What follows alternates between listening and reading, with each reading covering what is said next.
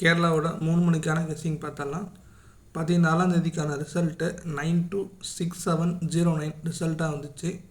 So 709 result நம்ம கொடுத்த கெஸ்ஸிங்கில் all போர்டில் 9 பாஸு, சி போர்டில் 9 பாஸு, ஏபிசி போர்ட் பாக்ஸ்லேயும் 9 பாஸ். ஸோ மொத்தமாகவே பார்த்தீங்கன்னா நமக்கு சி போர்டு மட்டும்தான் ஃபுல்லாக பாஸ் ஆகிருக்கு, தவிர ஏபி பாஸ் ஆகலை.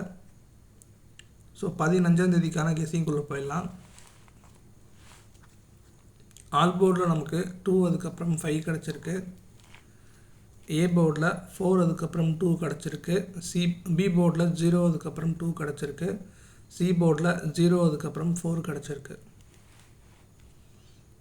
ஏபிபிசிஎஸ்சியில் 0440